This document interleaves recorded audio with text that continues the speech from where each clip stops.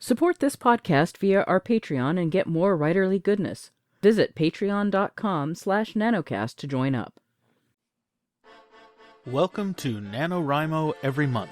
My name is J. Daniel Sawyer. I'm the author of some 20 books, 34 short stories, and numerous articles and other things, and I am your guide on this journey to use NaNoWriMo to level up to professional output levels. Welcome to The Questions, Day 16.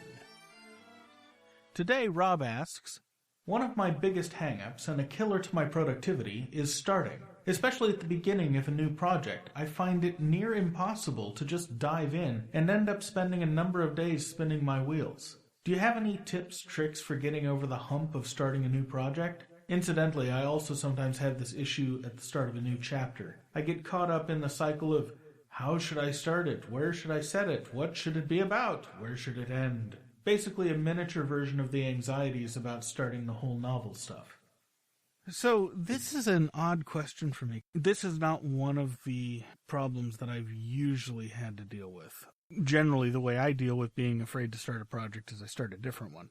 And I don't know if it's one of those things that I don't have trouble with anymore or that I will periodically have trouble with. But in the past, when I've had trouble with this kind of thing, I've done a few things. One is to write from prompts. Now, there's different sorts of writing prompts. There's the situational writing prompt. Write a story about a character who is in the middle of a bank heist and starts having second thoughts. There's the character-driven writing prompt. Write a story about a journalist who has to die in order to go cover the story that she wants to cover. There's the high-concept writing prompt. Surf a supernova. There's the anthology writing prompt. I want to write a story that would have fit in X anthology. Pick something off the shelf, something that where you like the stories or where you hate the stories, but it'll stretch you. Pick the topic, you write to it. Now those can help get your juices flowing, but if you're actually having trouble with the first words on the page no matter what, one of the things you can do is you can remove that step from the process. And you can do that either by stealing the first line out of another book, or stealing, in fact, any line out of another book, and making that the first line of your story. It's a great way to do writing exercises as well. Just pick a book off the shelf, pick a sentence, say, that's my opening sentence, you write it down, and then you write from there. Or you can make a joke about it like Nathan Lowell does. He has a tradition of opening every book with a first line from a famous book that's not this book. Quartershare, his first book, opens with Call Me Ishmael, and it's about Ishmael Wong, a merchant marine, right? Not about Moby Dick, the white whale. Or by stealing titles from other places and grabbing a title and writing from a title. I've done it all three ways, and all three are good for getting around different kinds of starting blocks. The common thing I've noticed with starting blocks is they boil down to one of three things. They boil down to momentum.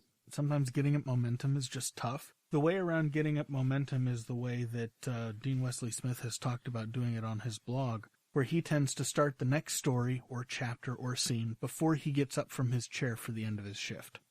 This means that when he comes back to the chair, it doesn't matter what's been going on. He's never starting. He's just continuing.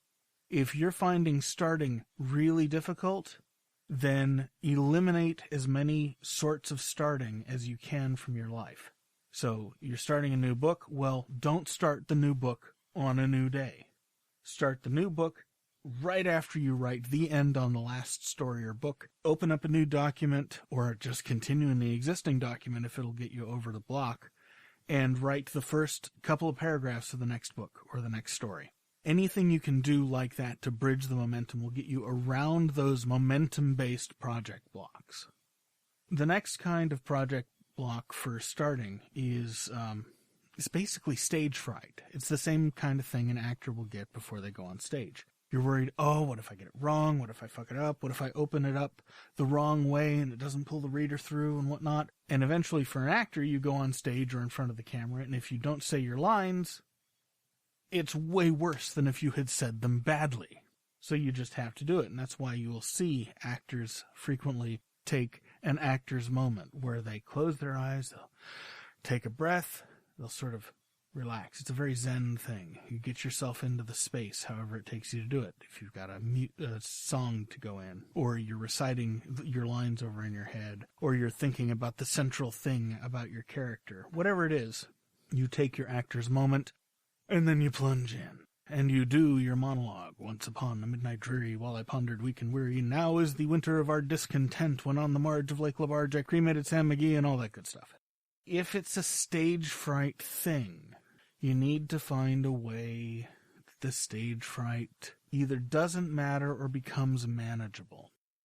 I think it was Mary Robinette Kowal once said, I can't remember if it was at a convention or on writing excuses or in a group discussion at a party at a convention, but she once said that on some books she'll write the beginning last. She'll pick it up just in media res. She'll write some bullshit for the first couple of paragraphs to get herself oriented, and then she makes the promise to herself that she'll loop back around and give it a proper opening. Maybe that was Brandon Sanderson. Now it's hard to remember who said that. But I've heard that from at least one writer and maybe a couple who have had troubles with beginnings at different points in their careers. So those are some ideas for getting past this sort of stage fright. The third reason that it can be tough to start is because the project is too important to you. Something about it, maybe not the project, maybe your career is too important to you. And so you're feeling the weight of all subsequent ramifications of whatever decision you make on your fingers as you type, and it makes them heavy and it makes them not want to move. If that's the case, you gotta find some way to relax. It could be something as simple as playing music or movies in the background while you write. It could mean that you want to only start stories late at night or after a long walk when you're so tired that you don't have the energy to fight the battle with your subconscious anymore. You don't have the energy to stop yourself from writing, even writing what you consider to be crap. If it's that general career angst or perfectionism, you got to find a way to access your subconscious without your forebrain being in the middle of it. And that's going to take some trial and error. For me, the reason I mentioned the music is putting on music that is suited to the mood of what I'm trying to write is tremendous fuel. It will break me loose when nothing else will. It's sort of my bastion of last resort. If I'm having a really hard time declenching enough to write, and it's because I'm scared of what I'm doing somehow, putting music on that helps set the mood inside my soul will help free my fingers up. For other people, they use different things. Some people have rituals. Some people have exercise routines. Some people do different things to make themselves comfortable and safe enough to really declench and to go to those places that scare them. Whatever it is for you, and it may take trial and error. And it may be something completely off the wall. Maybe you've got a great association with Werther's Original Hard Candy, and sucking on one of those while you write takes you to a golden place in your memory where nothing was dangerous. And so you'd use that. Trial and error, whatever it is for you, find those things and use them until they don't work anymore. Then you have to find some others, because people grow and change, and nothing ever lasts forever in terms of coping mechanisms. I'll see you tomorrow. NaNoWriMo Every Month is written and presented by J. Daniel Sawyer and produced by Artistic Whispers Productions. Visit our website at NaNoWriMoEveryMonth.com and leave a tip in the tip jar to support this podcast. NaNoWriMo Every Month is copyright 2015 by J. Daniel Sawyer and Artistic Whispers Productions and released under a Creative Commons Attribution Non-Commercial No Derivatives license.